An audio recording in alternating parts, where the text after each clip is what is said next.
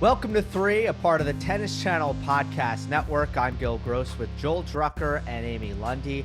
And it is time for our 2023 Roland Garros draw preview. Novak Djokovic, the number 3 seed, heading into RG. We have discussed Nadal's withdrawal in our previous episode. There is some additional Nadal news. He pulled out of Wimbledon, and we are going to touch on Rafa at the very end of this.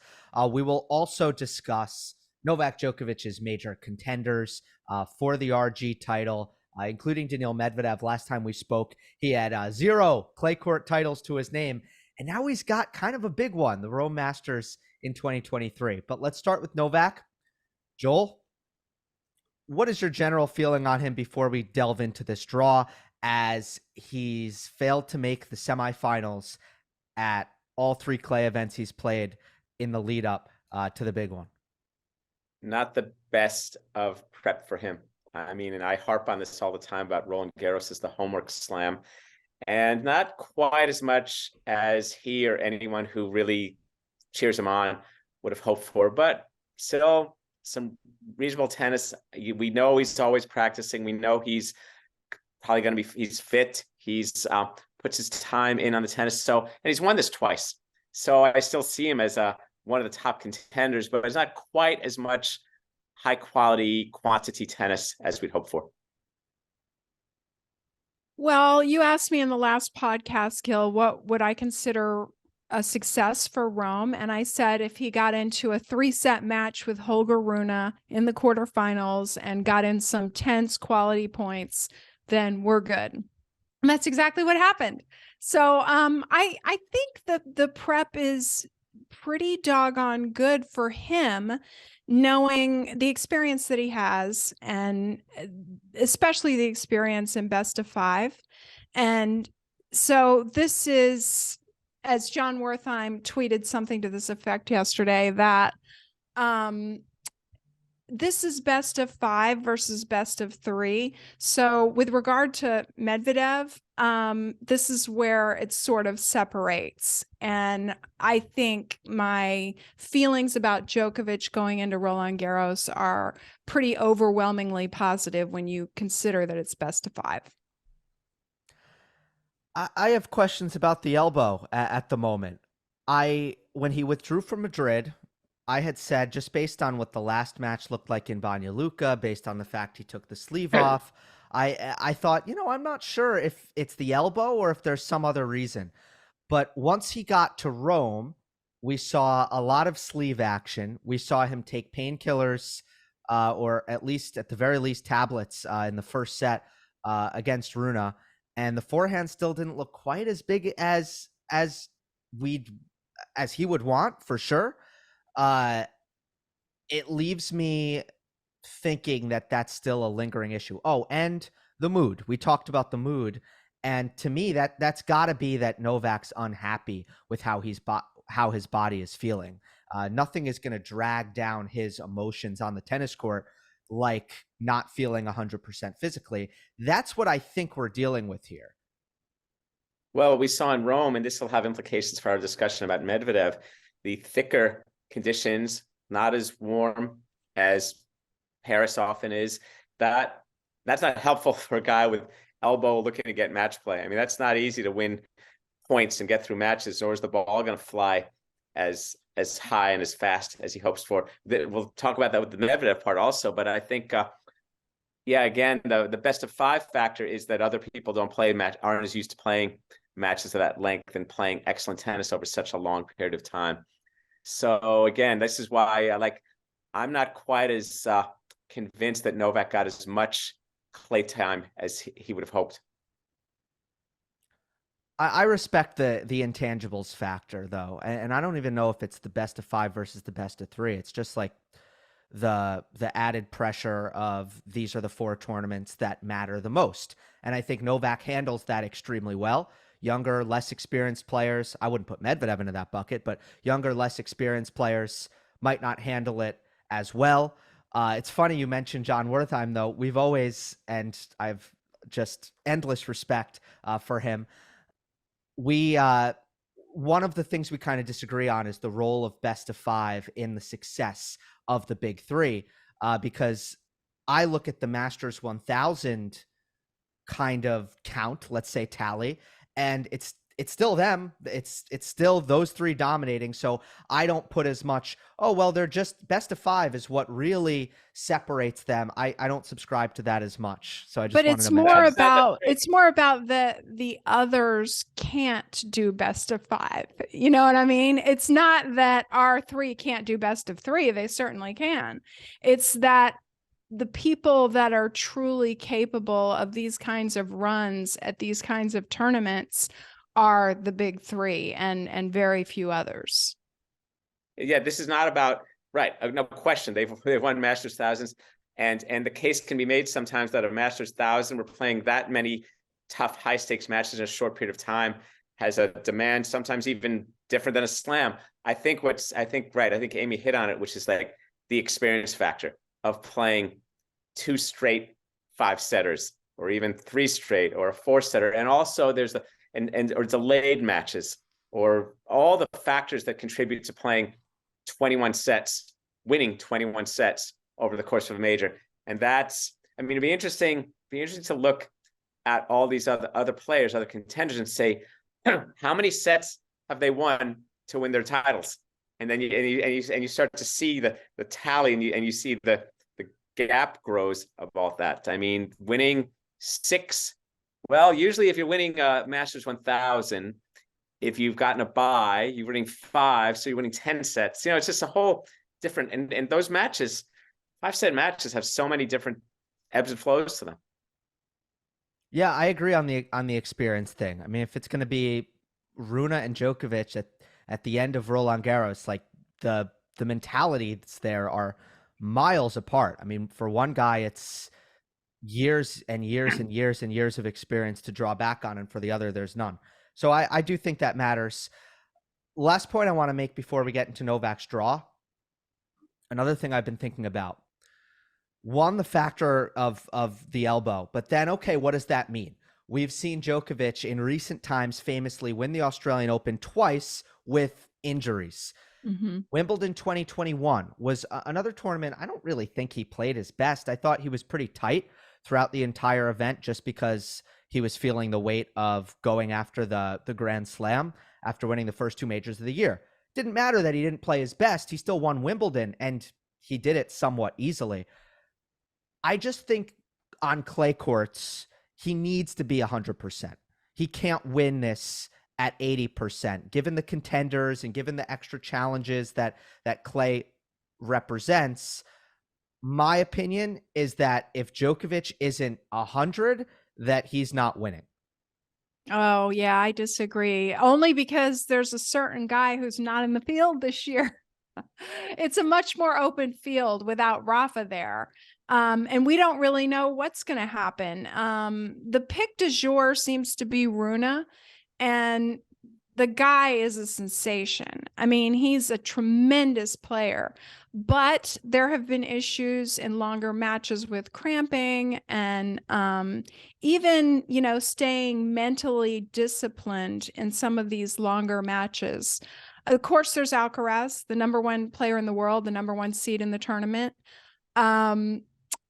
He was my pick. Not that I'm a picker, but I do write this article, and I have to say who I think is going to win. You're a forced picker. Exactly. But that is I'm no way, shape, or form feel good about it. In fact, I was just talking to some people on Twitter, and they were like, I'm picking Novak. And I'm like, yeah, that's a really good pick. So, the whole thing with best of 5 is just that it's not just physical, what you were saying. I mean, it's not just it's not just physical, it's also mental. And that's really what Novak has over the field. Well, but I would say that Novak now probably can't get away with 80%. If he needs 100%, all these things, it's like, how do we even know? We talk about this, and I think the absence of Rafa is kind of obviously a major factor for all of the contenders, including Novak. You got to put Alcaraz and Novak as the 2 favorites for different reasons. One being the guy who's number 1 in the world and has played quite well all year, and the other, the 2-time champ who's won a zillion slams. So and then the rest. But yeah, it's really, I mean, what an exciting, intriguing Roland Garros it's going to be. All right. Well, for the sake of the flow of the conversation, we'll push back the specifics of the draw a little bit further because we're talking about contenders right now, and there's the most interesting kind of question mark after Rome would be Daniil Medvedev, a guy who from 2020 to 2022 had a win-loss record on clay of 9-7. Pretty ordinary, pretty tour level pedestrian. And then this year he comes in and loses in a quarterfinal decisively in Monte Carlo. In Madrid, he loses to Karatsev in the third round. Had never won a match in Rome, 0-3 in his career, and he wins the thing. And he doesn't take advantage of some kind of draw opening or anything like that. No, he beats Tsitsipas, he beats Rune. Outside of Alcaraz and Djokovic, you know, those are two of the top gun contenders. How real is Daniil Medvedev's threat now? Was that something we'll look back on and we'll think, hey, that was weird. He's not really that good on clay, and he won Rome that one time. Or is this for real that Medvedev is going to contend for these titles, including? He says he's not a good player on clay. He wanted to think, and I think of Medvedev when I look at the evolution of his career. I'm going to go back to that 2019 U.S. Open where he turned the crowd around from hating him to loving him in about 10 days. And I think Medvedev's career is a series of self-talks. You know, it's like this guy, he does these self-interventions and he says to himself, and he needs to kind of rational it out, because the notion of a contemporary player today saying they're not good on clay is different than the age of grass and fast hard court where serve volleyers like Pete Sampras had to, I'm going to play well on clay now. The game is mostly built around ground stroke, baseline-based tennis. So a guy as good from the ground as Medvedev, who thinks he can't play well on clay, probably needed to have some conversation with himself or his coach. Says, wait a second, what's going on here? I'm really fast. I've got a great backhand. I don't miss. What's this about? And then figure some things out. And I think it'd be interesting to learn them, whether it was maybe it's equipment, maybe it's just pure attitude. Rome helped by the lower bouncing, thicker conditions in a certain kind of way. The ball maybe not jumping up as high as it might in sunnier conditions. So a series of things. I mean, look, a guy who's had as great a career as Medvedev already is certainly going to be a legitimate contender at any tournament he plays, regardless of surface. So now we're going to see, okay, is this your continued clay court building year? And you're the second seed at Roland Garros. Novak and Alcaraz are in the other half. So let's see. I like what Joel said about the fact that he's a baseliner and clay is so baseline.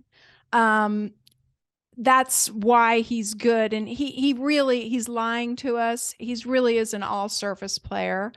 Not an all court player, but an all surface player.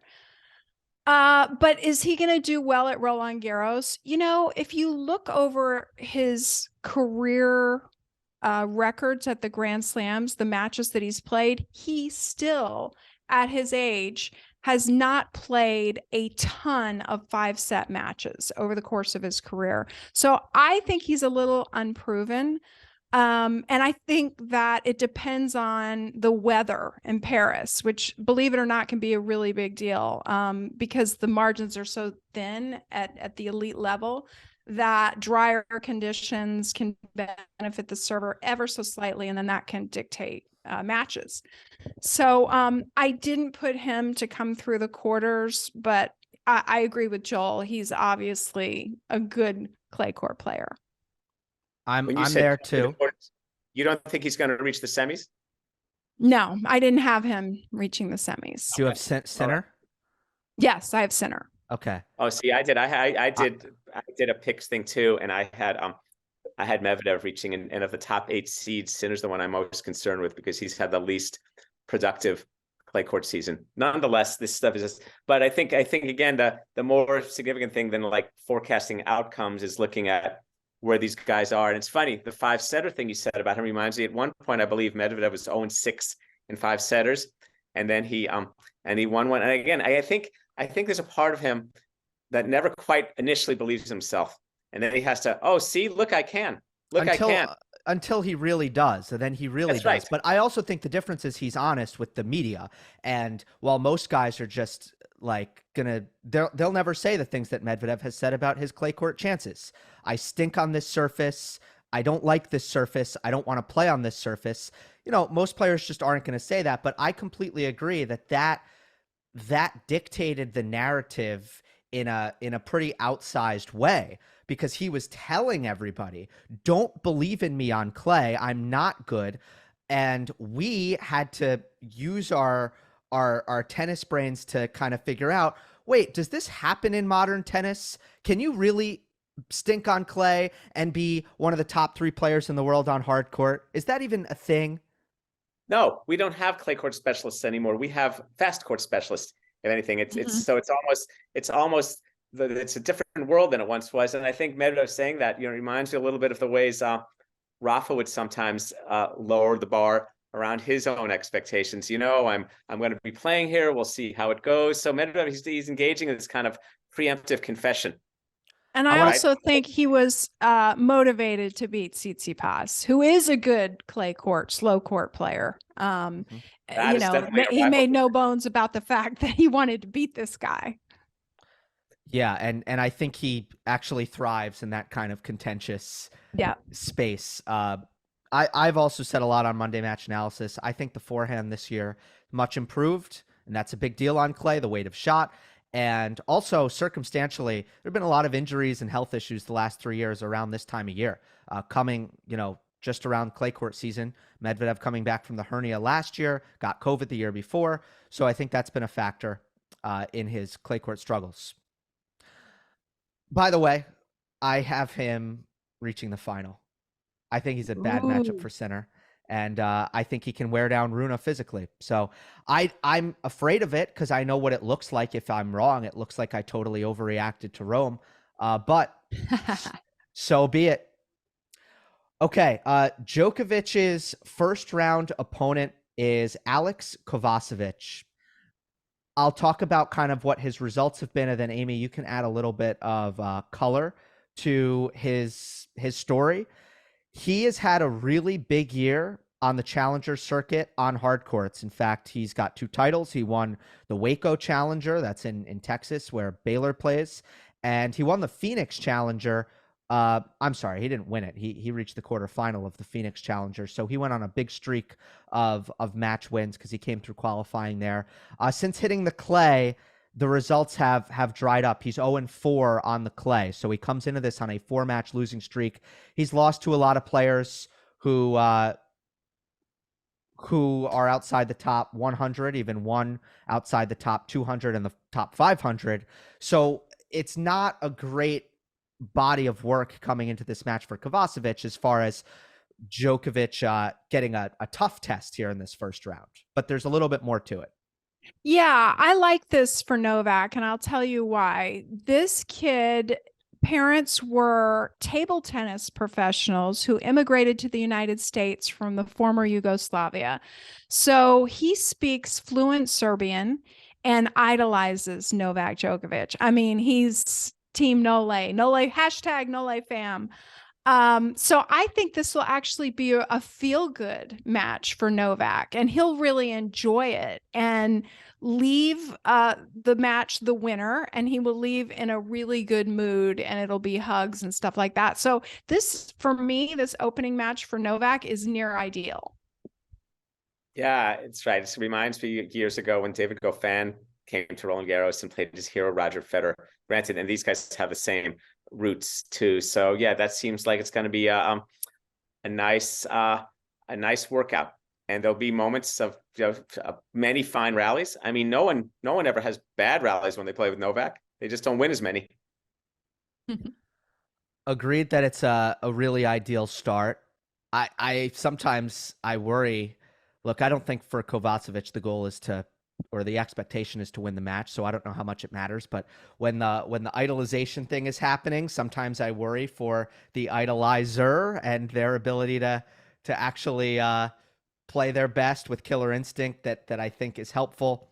But it's neither here nor there. It's good news for Djokovic, basically. It's a good draw for him. But let's move on. Second round, third round. I think there isn't really good luck after that, because I think it'll be Marton Fucsovics in the second round, someone who's played Novak 4 times. Novak has never beaten him. Sorry, other way. Fucsovics has never beaten Novak, but he has taken 3 sets in the 4 matches, which is pretty good. But the biggest thing is Fucsovics is very fit. He's somebody who has a far, far better record in his career in best of 5 than best of 3. And it's because I think he uses his fitness to win these matches. So Djokovic is going to need his offensive tools working in a match like that, in my opinion, Joel. Yeah, well, that's a second round match at a major. Maybe you hope someone like that's a third or fourth round match, but that's a formidable thing. That's going to be our first significant look at the state of Novak, don't we think? I mean, the first round match sounds it should be pretty comfortable, but again, Fucsovics, he's kind of, what do you call that, a veteran campaigner? Isn't that how we write it? I mean, Absolutely. This guy's played a lot of tennis, and he's played all the great players and he's been higher ranked. I mean, it's funny. Struff was a dangerous guy who wasn't seeded for a while, and now we have Fucsovics, who's not as slashing, but he's good. He's good, and that's gonna reveal a lot about Novak, where just the overall quality of his game at this point.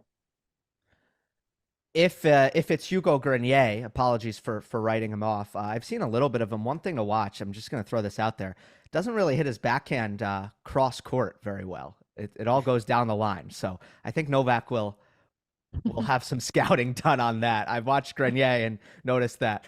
But I do think Fucsovics will win. Don't we all love knowing like a selection tendency? It's kind of like, it's funny. You come on a court thinking, yeah, everyone kind of plays and they hit all these shots. And he goes, wait a second. I can't hit it there.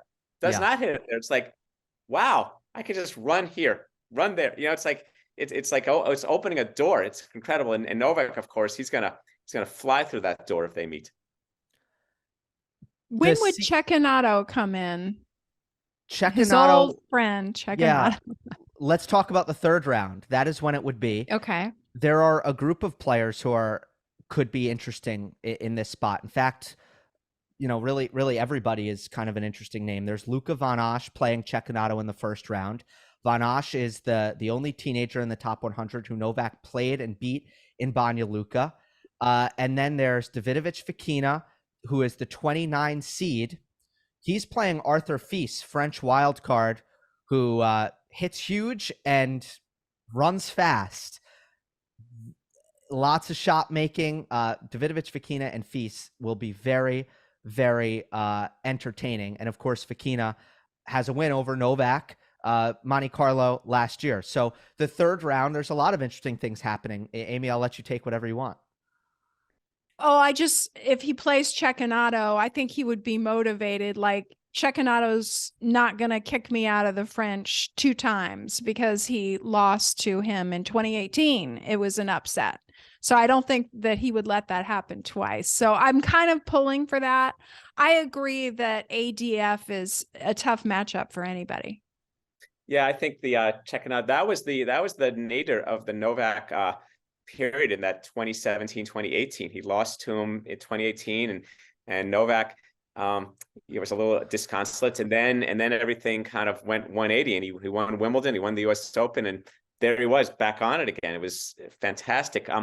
I'd like to see Davidovich Fokina play him. I like watching him play. He's Gill, you and I've talked about him several times, and I saw him play up close at Indian Wells this year. I enjoy watching him play. I'm curious to see how this is where the 5-set format is interesting, because that's a guy who's a good player. It's just so much energy and shots he brings. It's like, is that sustainable over 3-4 hours? All that kind of energy, and that's as opposed to Novak, who just hums and purrs his way through these matches. Nonetheless, yet another, like the Novak Roland Garros week 1 movie.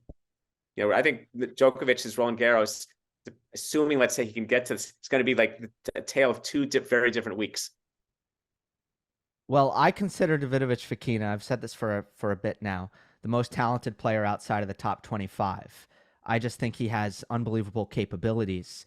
I don't think he taps into those capabilities because of the mental side. I think that gets in the way.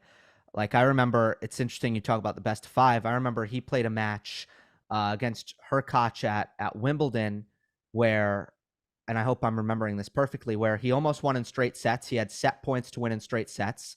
He lost the set points, and he moped around the court for the next 2 hours.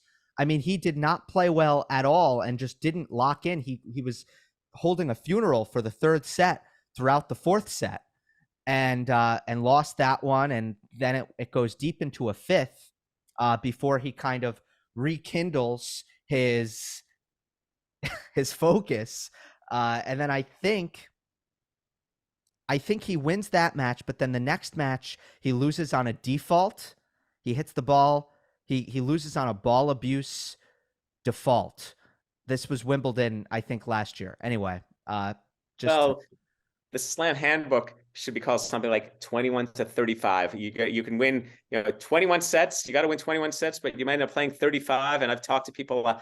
John Newcomb won Wimbledon 3 times. He could write a dissertation on the whole psychology and dynamic of playing these 5-setters and how you manage your time and energy through one to the next. And I think some of this passion we like in certain kind of players can prove their undoing, because you burn a lot of fuel being upset or volatile. And this is why Davis Cup, when it used to be played that way, is very exciting, because that's one thing to do that over the course of a weekend, maybe 1 or 2 matches.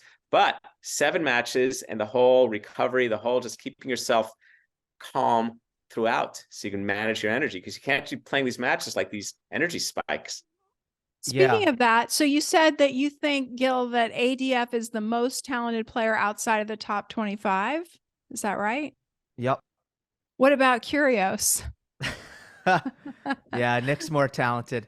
Okay. I got you on one. You did. Maybe he has an unlisted number. Kyrgios, yeah, his ranking. Fokina's more athletic. Yeah. So, but yeah, that's a good one. You got me indeed. What do you think? Okay, we talked about the first 3 rounds where we kind of have a good idea of who Novak is going to play. After that, it gets, we know how draws work. Stuff happens. We don't know. But in general, Amy, you look at Rublev, you look at Khachanov, you look at Bautista Agut and Hurkacz. These are some of the other seeded players in Djokovic's quarter. What do you make of his quarter as a whole? It's not, in my view, the easiest quarter, but because there are some tricky spots, but it's doable. I think it's very favorable. Yeah, I agree. It's favorable because there aren't any new questions. The only seed who would ask new questions is the young Ben Shelton, who's on his first trip to Europe, and I would love to see that match happen just for the sake of having it happen. But I think I'm not quite sure Shelton on his first trip to Roland Garros is quite there yet. But the other guys are all excellent players. But no, oh yeah, I know your deal. I'm going to have to, Hurkacz, you're going to come up to net a lot, and I got to figure out a way to take down your forehand. Khachanov is extremely powerful and dangerous when he's playing well. I got to kind of just hang in there, weather the storm, and find the way. I mean, these are great players. It's Rublev, very familiar too. I mean, he's going to just bring his all to it. But again, they're not new questions for Novak. They're just familiar. So then we'll see how fit he is and how well he's navigated his way through those early matches. Yeah, I mean, the way the draw shook out, he could have had Tsitsipas in his quarter. He could have had Rune in his quarter. So simply put, to avoid those 2 players is a huge win. If you look at Rublev, Rublev beat him on clay, and they're only meeting on clay in Belgrade. Novak was not really in great physical shape at that time. But since then, you think about the Australian Open match they played in the quarters, it was 6-1, 6-2, 6-4. Tour finals, it was 6-4, 6-1.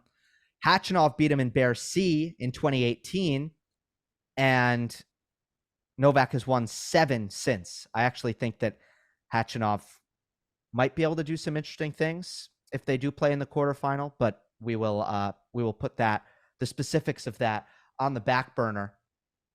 Let's go to Nadal real quick because he did pull out of Wimbledon. Amy, do you have any kind of new thoughts or insights on what the rest of this year looks like for Nadal? Because at this time, that's the big mystery is could we see a U.S. Open push or something of that sort, because he hasn't ruled that out yet. The same source that told me that Rafa was not doing well heading into clay season, I circled back with that person. That person told me that 1 or 2 hard court tournaments and the US Open are a very real possibility for Nadal this year. So when Rafa told everybody that next year might be my last year, that did not preclude him playing later this year. So that was the message that I got. Okay. The only thing that's great. The only thing I have to add on to that is I wonder if the timing is such that if he's not ready to come back for the US Open, then that's it for the year. Is it worth playing post US Open or not? I would say likely not, but that's just my gut feeling. So I almost feel like there's a race against the clock for the first week of September, honestly, which is when the US Open starts. Not a race against the clock for the end of December the start of December when the tennis season ends. Mm-hmm. Yeah, I like that. I like that thinking. And I wonder, with Nadal, again, I don't see him just want to show up at the US Open, because I just think Nadal likes to play other tournaments. Another odd thought, and maybe you can run this by your source. Okay, physicality, ease on the body. How about some of those post-Wimbledon July European clay? Little Kitzbühel, Stade. Nadal's played those before. That might be kind of interesting little toes in the water. Also, later in the year, there's Davis Cup, and what's going on with that. So yeah, there's some. We're gonna have a lot of like Nadal speculation in the weeks and months to come. We'll have to keep our eyes posted on the practice tweets. To be clear, Rafa himself doesn't know because he's not healed yet, and he doesn't know when he is going to be 100%. That's right. That's right. So we'll see how he made. But I think I'd be least surprised if he doesn't play at all the rest of the year. I'd be most surprised that he competes, and delighted, of course. I tend to agree with that. Again, especially because there's not much time. This is like the compressed. We don't have a good. It's funny because it feels like the tennis season is, I don't know, like 25% over. Not the case. It's more than that. Just because of how these 3 majors are condensed in these summer months in the Northern Hemisphere. So I just don't think there's as much time as it feels like there is. That's kind of my look at it. Just keep this in mind. And this is, I'm not speaking of anything that was told to me, or it's just my own opinion here. If Rafa wants to play 1 more year on tour and then retire, it doesn't necessarily have to be the calendar year. Let's say that he gears himself up to play in 2024 and he's able to win Roland Garros maybe 1 more time, just hypothetically. Wouldn't that be a great way to end your career? He'd probably retire after that, right? So wouldn't he then want to have played the US Open maybe 1 more time? A thought. In the retirement planning. I don't know, the whole retirement planning. Yeah, that's funny. That makes me think that some guy that some financial planner should athletic retirement planning, because there's a lot. Yeah. Murray has pulled out of Roland Garros because he probably wants to play Wimbledon. And where do you do this? And Leighton Hewitt did it in Australia. And which one do I wish to best depart on? Roger did it at his own event. So where do we decide that we're going to land the plane? And it's unlike the team sports where they're going to have the end of the season where it is. Golly gee, I think though, I wonder how Nadal is thinking about having announced this, because how many tournaments are now going to plan. Any tournament he plays are going to plan their Rafa ceremony. I mean, Edberg did this entire thing in '96 and he regretted it. He announced it ahead of the year, and every tournament was doing its whole "We love you, Stefan." And of course, any tournament Nadal plays is going to do that. So it becomes a farewell tour. And well, it's put it this way, like if Rafa says that he's coming back for any part of the hard court season, I'm getting tickets. Well, no, it's a must view. Absolutely. No, it's great. It's fantastic. But it's just going to be interesting to see how he goes about managing those expectations and business and all those European clay tournaments that he's built tremendous relationships with. I mean, these tournaments that he's won double-digit times. Yeah, it's going to be interesting. It will be. Now, in the next 2 weeks, probably forget about him quite a bit, focusing on the tennis at RG. But I'm glad we were able to get that talk in, and we'll continue to track it and continue to cover Roland Garros as we get underway here shortly. Can't wait. That'll do it for this episode of 3. Remember, we're available on all podcast platforms. We appreciate it if you leave a rating and a review on Apple and Spotify. And if you're watching on YouTube, like, comment, and subscribe. We will see you next time on the next episode of 3.